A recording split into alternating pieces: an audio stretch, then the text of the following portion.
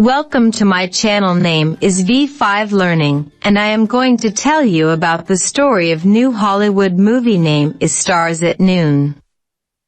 The movie was adapted by Denis and co-writers Andrew Litvak and Leah Mizius from a novel by the late Denis Johnson, Jesus' Son.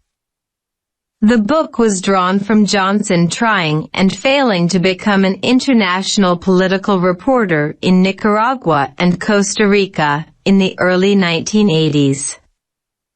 The movie adaptation is typically described in articles and on streaming platforms as an erotic thriller or simply a thriller.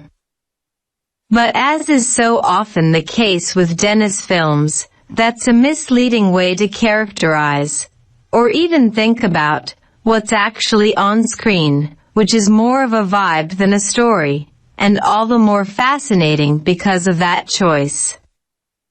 It's anchored by an understated, unstintingly honest performance by Qualley, who plays the heroine, Trish, a 20-something writer.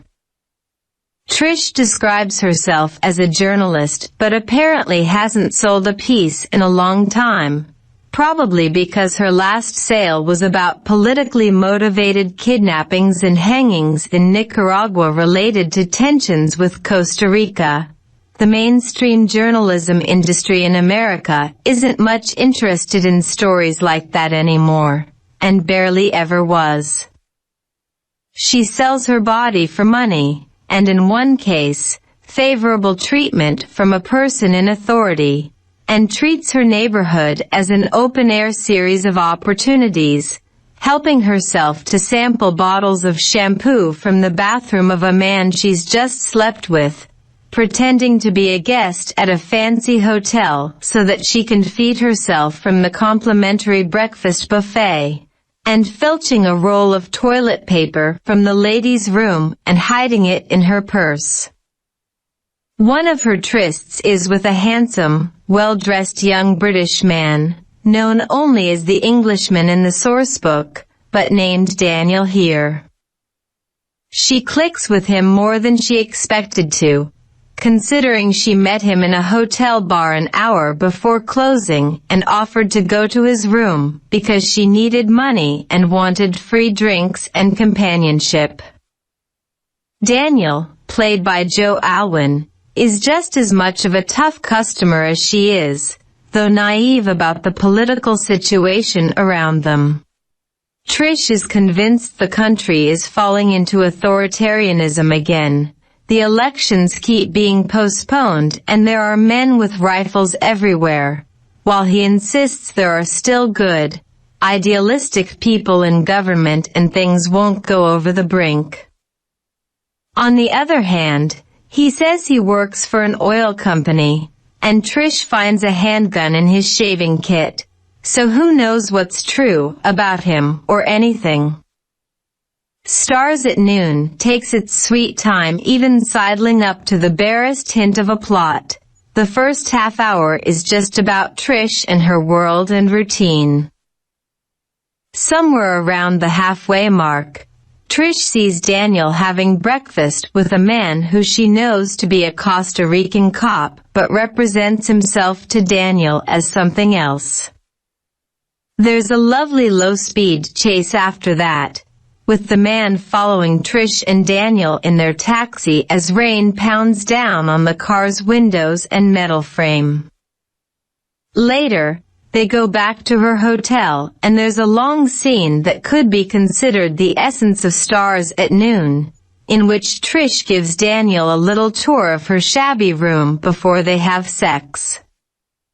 The camera stays in a fixed position for much of it, moving only slightly to keep the actors in frame, and we're given a rare, for modern cinema, opportunity to just watch people be who they are. The tactility of the rain in the chase scene, it looks to have been spontaneous and real, a thing that happened, is very Denis.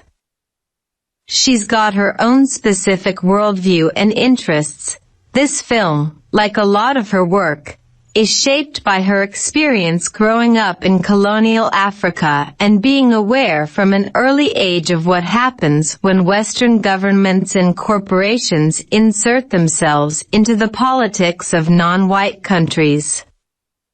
But she's also part of a group of filmmakers, along with such iconic directors as Wong Kar-wai and Michael Mann, who could be described as sensualists, because they are obviously much more interested in detailing how their worlds look and feel, and with finding ways to visually and sonically mirror the characters' internal states, than hurrying viewers along to the next plot point.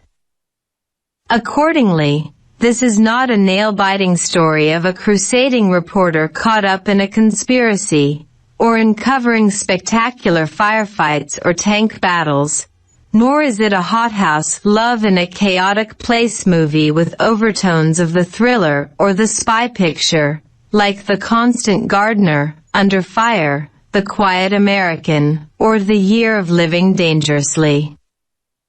Denis didn't have the budget for that kind of thing anyway, much less to set the story in the 80s.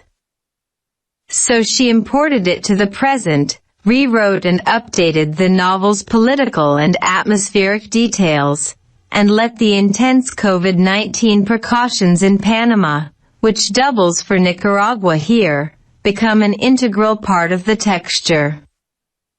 Qualley, who is at the center of every scene, joins forces with Denis to depict a young modern American woman in a foreign land, fumbling around trying to survive. Trish is smart, cynical, and tenacious, in the manner of a hard-boiled heroine in an old Hollywood film, but she is also broken in certain fundamental ways, and nearly at the end of her rope when we first meet her. "You're drunk," Daniel tells her in one scene. "Would I be sitting here with you if I were even the littlest bit sober?" she replies, a line that could have been snapped off by the young Bette Davis 80 years ago. If you're looking for something other than what Stars at Noon actually is, there's nothing here for you. This is a film about young, brittle-souled, eloquent but somewhat sour people who drink and have realistic sex and move through real places and sometimes stop to savor them. It clocks in at 2 hours and 17 minutes, and the pace is such that you could easily imagine an impatient viewer complaining, "Why do we need 3 minutes of the couple being flirty in a hotel room?" Or why do we watch Trish walk slowly down a street, and why doesn't the director cut when she leaves the frame, instead of hanging on to the shot a bit longer to watch the stray cat crossing in the background? That stray cat might be the key to appreciating what makes Denis special. Most of the characters in this film are stray cats, and she likes watching them do their thing. Thanks for watching. Welcome to my